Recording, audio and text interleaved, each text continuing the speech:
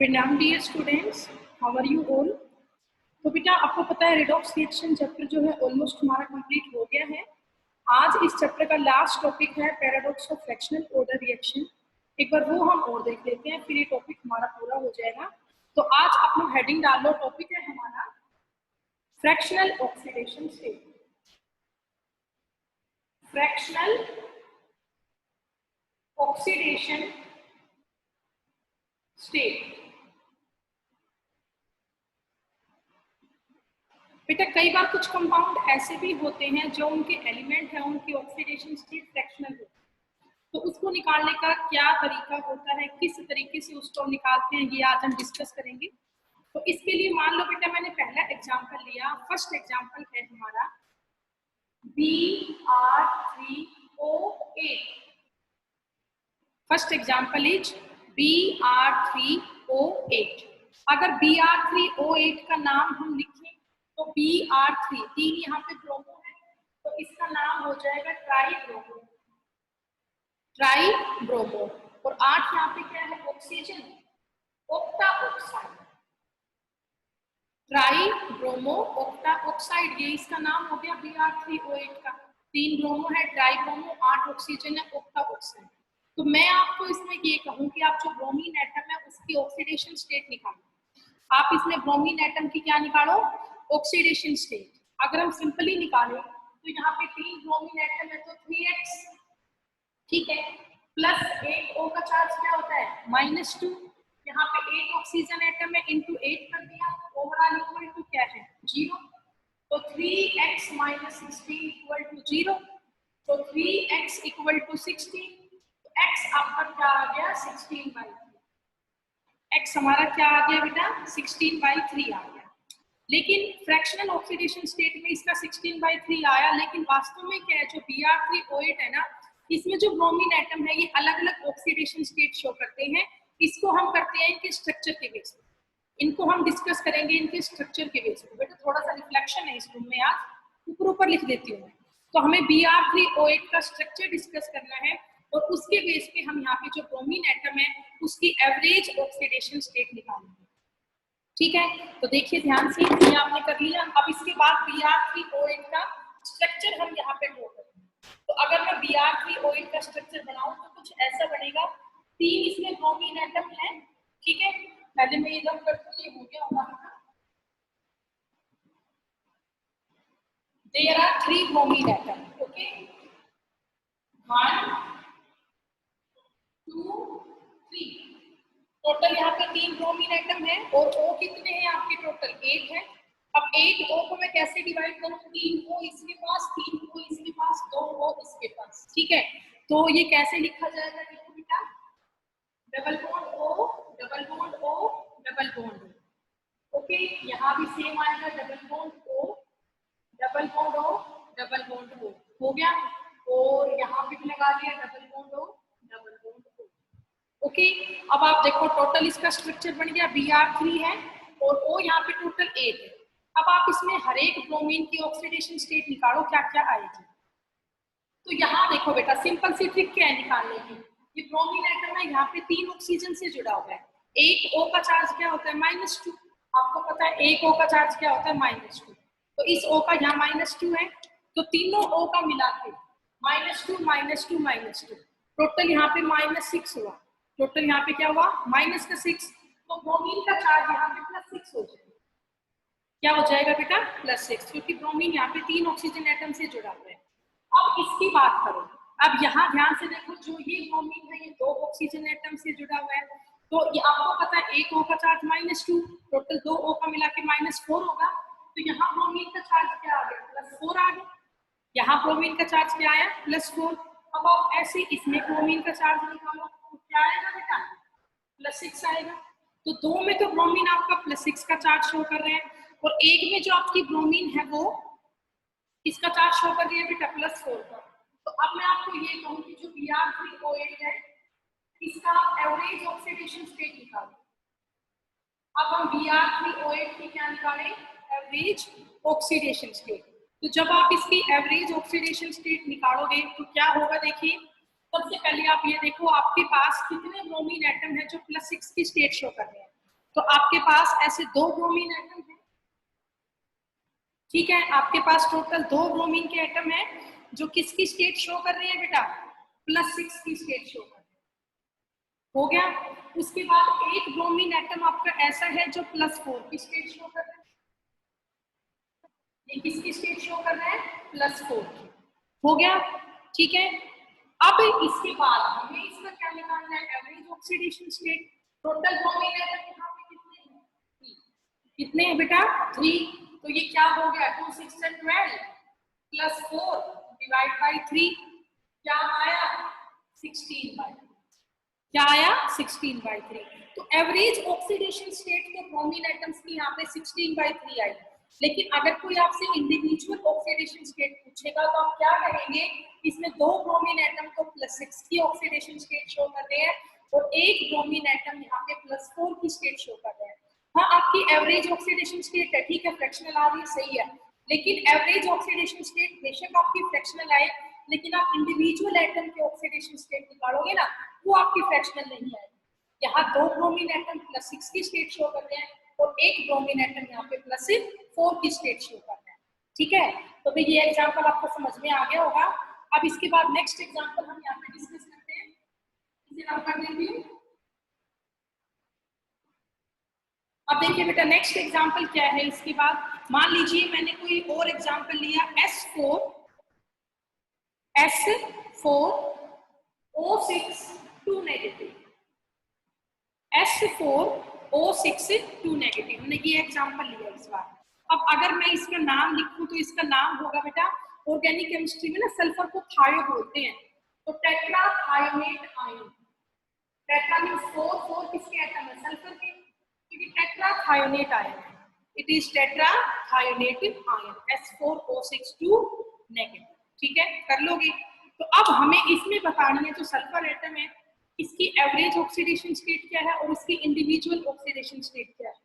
अगर आप डायरेक्टली यहाँ पे निकालते हो तो क्या आएगा बताओ, 4 सल्फर एटम है तो 4x हो गया, प्लस एक O का चार्ज क्या होता है, -2। यहाँ पे कितने O एटम है, 6 है। ओवरऑल किसके इक्वल है, ऊपर दे रखे हैं -2 के, तो ये क्या आ गया, 4x - 12 = -2। तो 4x इक्वल टू क्या हो गया, -2 और +12, तो 4x इक्वल टू हो गया 10।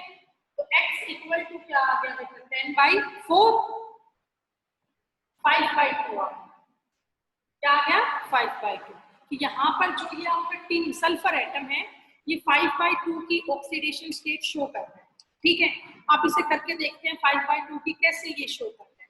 ओके, करें तो देखिए बेटा ध्यान से कैसे करोगे। अब हमें यहाँ पे S4O6 2 नेगेटिव का स्ट्रक्चर ड्रॉ करना पड़ेगा। स्ट्रक्चर की हेल्प से हम इजीली हर एक सल्फर एटम की इंडिविजुअल ऑक्सीडेशन स्टेट यहाँ पे निकाल पाएंगे। तो करें बेटा कैसे होगा, इसको रब कर देती हूँ मैं, ये तो आप लोगों को वैसे ही निकालना आता होगा। और अब हम यहाँ पे S4O6 2 नेगेटिव का स्ट्रक्चर बनाते हैं, फिर उसमें करते हैं। तो देखिए बेटा S4O6 2 नेगेटिव का स्ट्रक्चर कैसे होगा। टोटल यहाँ पे 4 सल्फर एटम है, 1 2 3 4, और टोटल यहाँ पे कितने O एटम है, 6 O एटम है। तो इसका स्ट्रक्चर कुछ ऐसा होता है, double bond O, double bond O, double bond O, double bond O negative, O negative. हो गया, टोटल ये आपका आ गया S4O6 2 नेगेटिव, S4O6 2 नेगेटिव, कर लोगे। तो अब हमें इसमें इंडिविजुअल हर एक सल्फर एटम की ऑक्सीडेशन स्टेट निकालनी है। तो करें तो बेटा पहले आप जो दोनों बीच वाले सल्फर एटम है ना इनको देखो।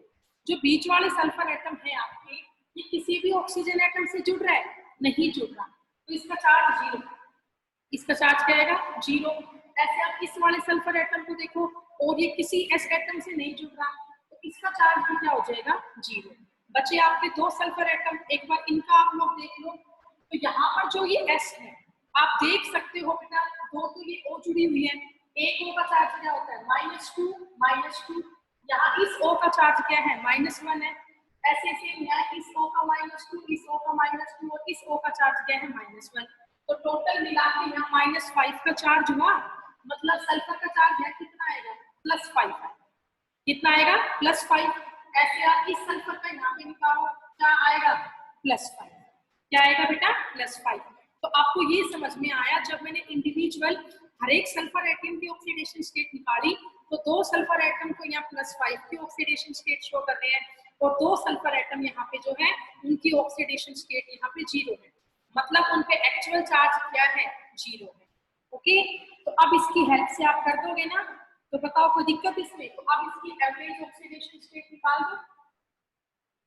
अब इसकी हम क्या निकाल देंगे? Average oxidation state. ठीक है, करें। टोटल 4 सल्फर एटम थे, इसमें से 2 सल्फर एटम कितने की ऑक्सीडेशन स्टेट शो कर रहे हैं? +5 की। सॉरी 2 नहीं बेटा, हाँ 2 ही है, ठीक है। प्लस 2 सल्फर एटम की ऑक्सीडेशन स्टेट क्या है? 0। टोटल यहाँ पे कितने सल्फर एटम है? 4। तो डिवाइड किससे होगा? 4 से। तो भाई ये तो 0 ही हो गया। 2 5 10, ये 10/4 आ गया। 10/4 का मतलब क्या है? 2.5। 2.5। तो जो फ्रैक्शनल ऑक्सीडेशन स्टेट आई S4O6 नेगेटिव की वो 2.55। लेकिन अगर मैं इसमें इंडिविजुअल हर एक सल्फर एटम की ऑक्सीडेशन स्टेट निकालती हूँ तो यहाँ पे 2 सल्फर एटम की ऑक्सीडेशन स्टेट +5 की आएगी और 2 सल्फर एटम की ऑक्सीडेशन स्टेट यहाँ 0 की आएगी। ओके, तो कर लोगे। तो ये है आपका S4O6 नेगेटिव का स्ट्रक्चर और यहाँ हमने इंडिविजुअल हर एक सल्फर एटम की जो ऑक्सीडेशन स्टेट है उसको निकाला। ठीक है, टॉपिक बेटा आपको शायद समझ में आ रहा होगा, फिर भी किसी को डाउट है तो मुझसे पूछ लेना। ओके, तो अब इसके बाद चलो नेक्स्ट एग्जांपल हम करते हैं। ये रब कर दूं, ये आपने कर लिया होगा। 1 मिनट आप इसको कर लो बेटा, थोड़ा सा रिफ्लेक्शन है आज यहाँ पे, इसलिए मैं ऊपर ऊपर लिख रही हूँ। तो ये आप कर ले, फिर नेक्स्ट एग्जांपल हम करेंगे।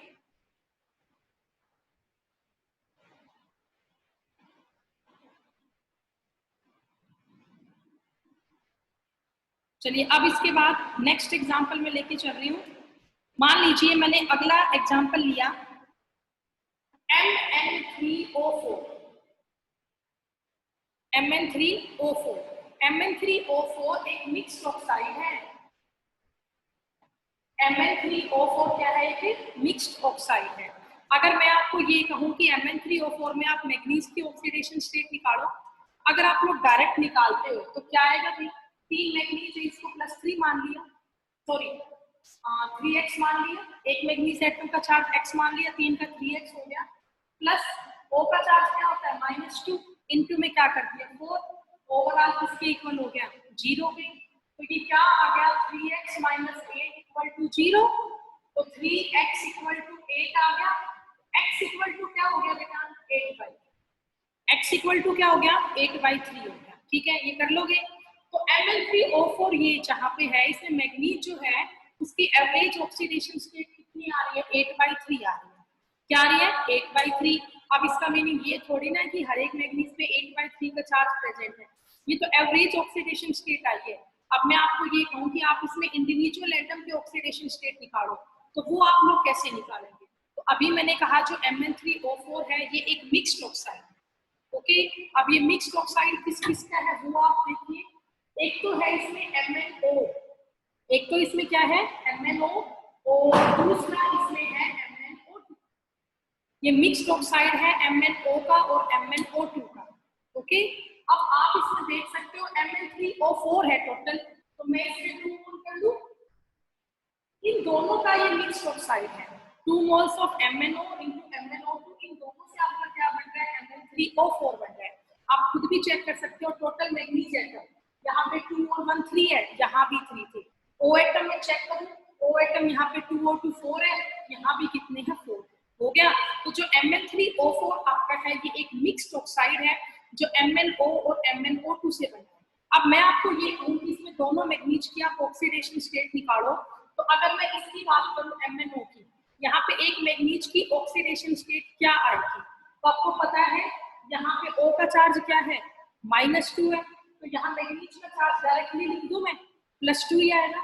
और अगर मैं इसमें बात करूं MnO2 में, MnO2 में निकाल सकते हो, एक O का चार्ज क्या होता है? -2, तो 2 O को मिला के माइनस का 4 चार्ज होगा, मतलब मैग्नीज का चार्ज यहाँ पे क्या आएगा? +4 आएगा। यहाँ मैग्नीज का चार्ज क्या आएगा बेटा? +4। तो एक में मैग्नीज का चार्ज है +2 और एक में मैग्नीज का चार्ज है +4। ओके, कर लोगे बेटा? समझ में आ गया होगा आपको ये एग्जांपल। यहाँ +2 की ऑक्सीडेशन स्टेट है और यहाँ +4 की ऑक्सीडेशन स्टेट। अब इन दोनों का मिला के आप एवरेज ऑक्सीडेशन स्टेट निकाल दो तो क्वेश्चन आपका हो जाएगा। कर दोगे? करो भाई। दो मैग्नीज तो ऐसी है जो +2 की ऑक्सीडेशन स्टेट शो कर रही है, प्लस एक मैग्नीज ऐसा है जो +4 की ऑक्सीडेशन स्टेट शो कर रहा है। टोटल मैग्नीज एटम कितने हैं? 2 तो यहाँ है और 1 यहाँ है। टोटल मैग्नीज एटम है यहाँ पे 3। तो अब बताओ इसकी ऑक्सीडेशन स्टेट क्या आई बेटा? 4 और 4 8/3 क्या आई बेटा? 8/3। लेकिन 8/3 तो इसकी एवरेज ऑक्सीडेशन स्टेट आई है। वैसे अगर आपको बताना हो तो आप ये कहेंगे Mn3O4 में टोटल 3 मैग्नीज के एटम है। तेरा टोटल 3 मैग्नीज एटम, जिसमें से 2 मैग्नीज एटम का चार्ज है +2 और 1 मैग्नीज एटम का चार्ज है +4। भाई Mn3O4 में टोटल बेटा आपके 3 मैग्नीज के एटम है। इन तीनों को मिला के एवरेज ऑक्सीडेशन स्टेट 8/3 आ रही है। लेकिन अगर मैं बात करूं तो यहाँ पे जो 2 मैग्नीज एटम है उनका चार्ज +2 का है और जो 1 मैग्नीज एटम है उसका चार्ज +4 का है। ओके, तो ये आप कर दोगे तो ये आपका Mn3O4 का स्ट्रक्चर हुआ। समझ में आ गया होगा आपको।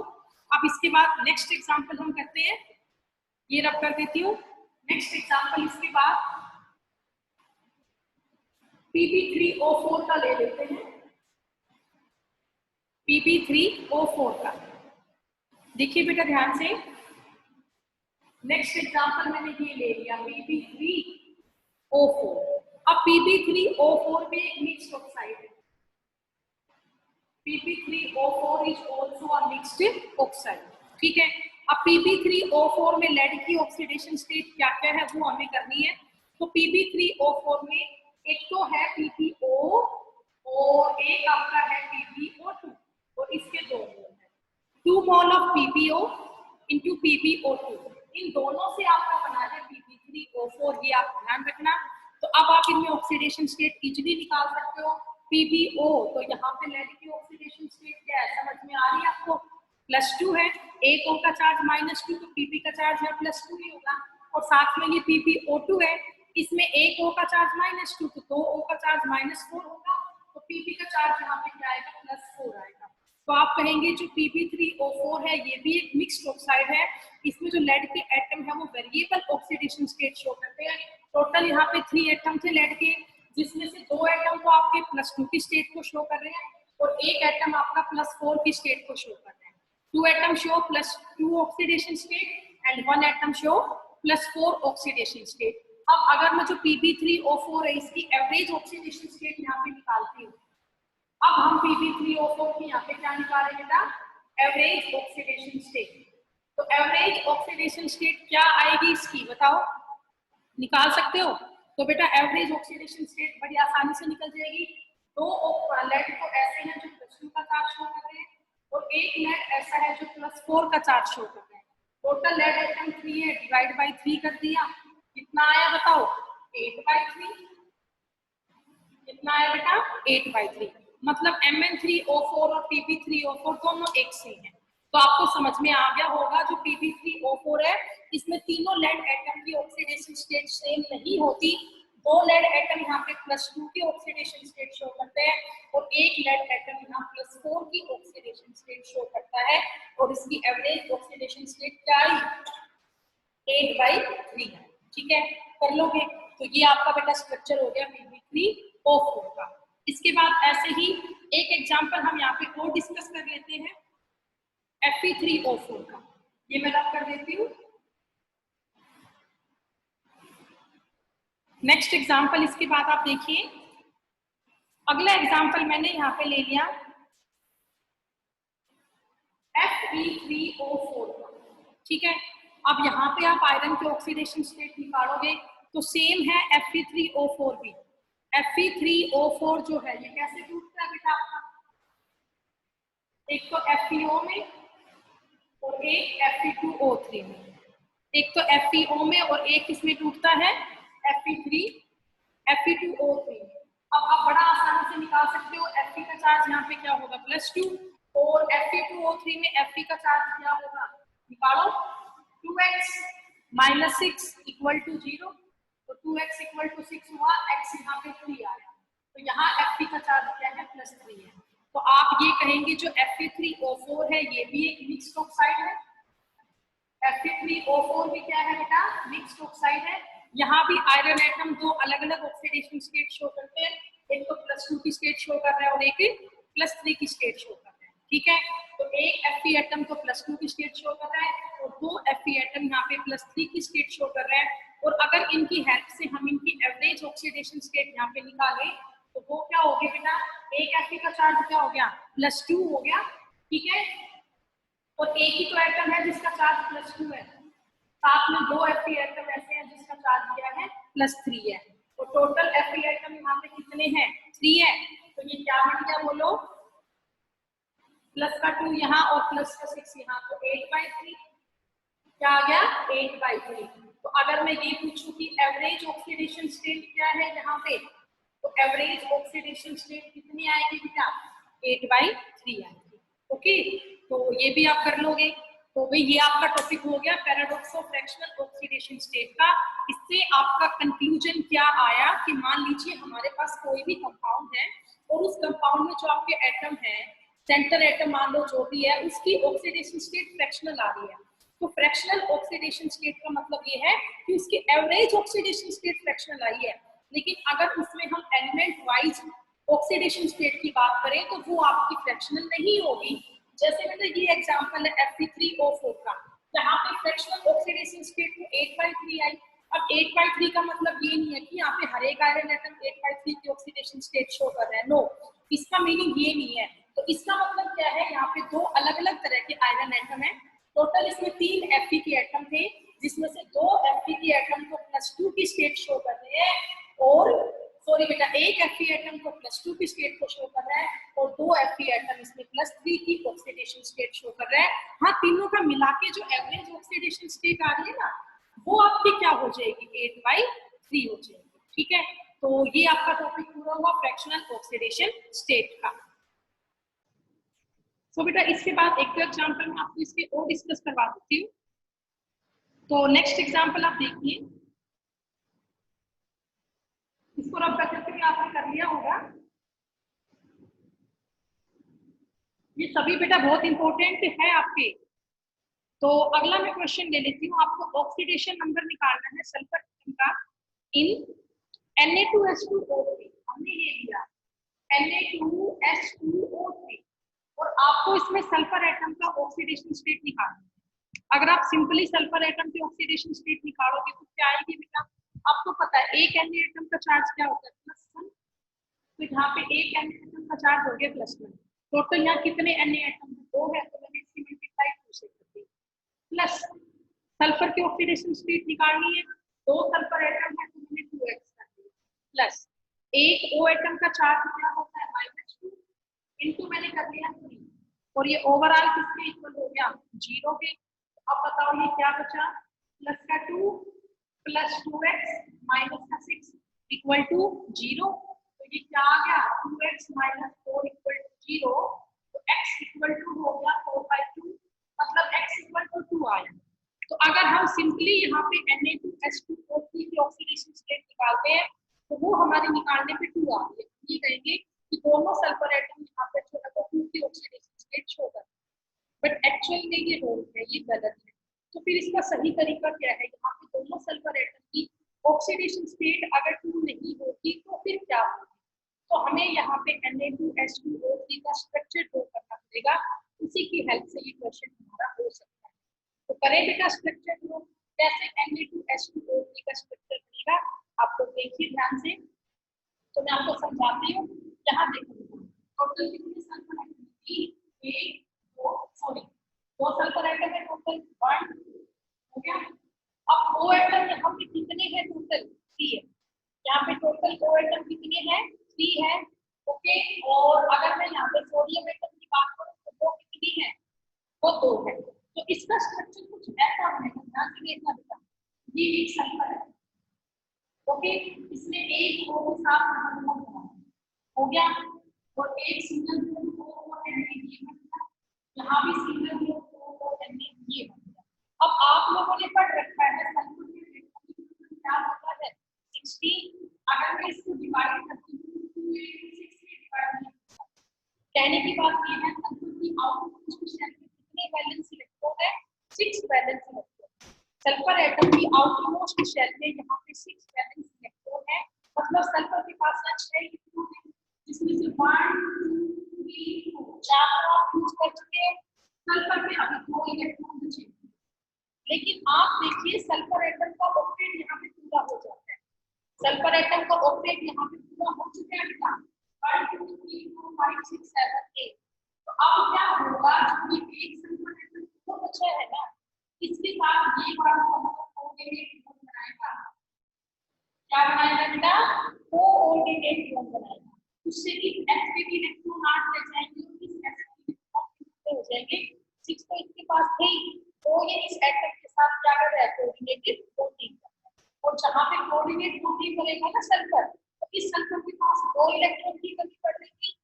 ये सल्फर यहाँ पे -2 की ऑक्सीडेशन स्टेट कितने की शो करेगा? -2। और इस सल्फर एटम की आप निकाल सकते हो। कैसे टूटेगा बताऊंगी, आपको पता होना चाहिए। यहाँ पर जो ये वाली O है, ये चार्ज शो करेगी -2, ये O भी -2 का शो करेगी, ये O भी -2 का शो करेगी। Na+1 का करेगा, ये Na+1 का करेगा। तो अब बता दो इस S का चार्ज क्या है? इस S का चार्ज क्या आएगा? -2 -2। टोटल कितना हो गया? माइनस का 6 हो गया। टोटल कितना हो गया बेटा बताओ? माइनस का 6 हो गया। तो अब यहाँ बताओ क्या आएगा? सल्फर की ऑक्सीडेशन स्टेट निकाल सकते हो इस वाली O की। तो करें बेटा, कैसे करोगे? 2 यहाँ पे सोडियम एटम, 2 यहाँ पे टोटल क्या है? Sodium atom. और सोडियम एटम कितने की ऑक्सीडेशन स्टेट शो कर रहे हैं? +1 की। हो गया। +3 यहाँ पे ऑक्सीजन एटम है टोटल, और तीनों O कितने की ऑक्सीडेशन स्टेट शो कर रही है? -2 की। प्लस इस सल्फर की निकालनी है तो X कर लिया, प्लस एक सल्फर एटम है, इसकी स्टेट क्या है? -2। तो ओवरऑल किसके इक्वल है? 0 के। तो अब बता दो क्या बचेगा बेटा? प्लस का 2 माइनस का 6 माइनस का 2, ये बचा बेटा प्लस का 2 plus 6 sorry -6 plus x -2 equal to 0। तो ये बच गया प्लस का 2 माइनस का 8 प्लस x इक्वल टू 0। तो x -6 इक्वल टू 0। तो x की स्टेट यहाँ पे कितनी आई? 6 आई। क्या आई बोलो? 6। तो जो ये बीच वाला सल्फर है, ये कितने की ऑक्सीडेशन स्टेट शो कर रहा है? +6 की। और ये वाला सल्फर कितने की ऑक्सीडेशन स्टेट शो कर रहा है? -2 की। तो आप कहेंगे Na2H2O3 में 2 सल्फर एटम है, जिसमें से एक सल्फर एटम की ऑक्सीडेशन स्टेट आपकी आ रही है +6 की, और एक सल्फर एटम की ऑक्सीडेशन स्टेट क्या आ रही है? -2। सिंपली इसको हम निकालते हैं एवरेज ऑक्सीडेशन स्टेट, वो तो ये आ रही है, गलत है। इसमें दोनों सल्फर एटम अलग अलग ऑक्सीडेशन स्टेट शो करेंगे। एक सल्फर एटम +6 की शो करेगा, तो एक सल्फर एटम -2 की शो करेगा। ठीक है, तो स्ट्रक्चर की बेस पे आपको ये क्वेश्चंस करने हैं बेटा। एक और लास्ट एग्जांपल पे ले लीजिए, पहले आप इसको कर लो, नोट डाउन कर ले आप इसे, फिर लास्ट एग्जांपल हम इसका करेंगे। अगला एग्जांपल है ब्लीचिंग पाउडर CaOCl। इसको रब कर देती हूँ, ये आपने कर दिया होगा। चलिए अब हम यहाँ पे नेक्स्ट एग्जांपल करते हैं। ब्लीचिंग पाउडर हमने लिया, ठीक है, और जो ब्लीचिंग पाउडर है इसका फॉर्मूला क्या होता है? CaOCl। अब यहाँ पर ये दोनों क्लोरीन है ना, वो अलग अलग ऑक्सीडेशन स्टेट शो करती है। तो मैं डायरेक्ट सिखा देती हूँ अलग अलग कैसे शो करती है। CaOCl है ना, कुछ ऐसे बनता है इसका स्ट्रक्चर CaOCl। तो अब मैं यहाँ पे बात करूं, जो ये वाला क्लोरीन है ना, इसका चार्ज तो होता है माइनस, इसका चार्ज तो क्या होता है? माइनस। ठीक है, और अगर मैं बात करती हूँ इस वाले क्लोरीन का, तो इसका चार्ज होता है +1। इसका चार्ज क्या होता है बेटा? +1 होता है। ठीक है, तो O पे आपका क्या बच जाएगा? -1 बच जाएगा। ये इस तरह से टूटता है बेटा, Ca2 positive plus Cl negative plus OCl negative. तो OCl नेगेटिव में क्लोरीन का चार्ज निकालोगे तो +1 ही तो आएगा। एक होगा -2, क्लोरीन का निकालना है इक्वल टू -1, तो x यहाँ पे क्या आया प्लस का 1 ही तो आया, और इसमें क्लोरीन का चार्ज क्या है -1 है। तो आपको ये बात पता होनी चाहिए। तो CaOCl2 होता है, इसमें दोनों क्लोरीन का चार्ज अलग अलग होता है, एक का -1 और एक का +1। यहाँ थोड़ा रिफ्लेक्शन आ रहा है तो मैं इसको इधर लिख देती हूँ। एक क्लोरीन है -1 का चार्ज शो कर रही है और एक OCl माइनस का चार्ज शो कर रही है। टोटल देखो 2 ही नेगेटिव है और 2 ही पॉजिटिव है, तो चार्ज मिला के ओवरऑल इक्वल है। तो आपको ये करना है, जो दोनों क्लोरीन एटम है इनका चार्ज अलग अलग है। एक क्लोरीन एटम में -1 का चार्ज शो कर रहा है और एक क्लोरीन एटम में +1 का चार्ज शो कर रहा है। ठीक है, तो ये आप कर लोगे, ये आपका CaOCl2 का स्ट्रक्चर हुआ। इसी के साथ बेटा आपका टॉपिक पूरा हुआ फ्रैक्शनल ऑक्सीडेशन स्टेट का। ये इंपॉर्टेंट टॉपिक है, क्वेश्चन यहाँ से बन जाते हैं। तो बेटा अब आपको करना क्या है, जितना मैंने आज करवाया है इसकी नोटबुक में आप नोट्स बना लें, इस चैप्टर को पूरा तैयार कर लें। चैप्टर आपका कंप्लीट हो गया है ये, ठीक है। तो फिर अगर हम कल से स्कूल में आते हैं, जब भी स्कूल में आएंगे तो चैप्टर हाइड्रोजन हम कंटिन्यू करेंगे। तब तक आप लोग अपनी वीडियो देख के नोट्स बनाते हैं। तो कोई भी आपका डाउट है तो वो मुझसे आप व्हाट्सएप के थ्रू कॉल करके कैसे भी डिस्कस कर सकते हैं। थैंक यू सो मच बेटा।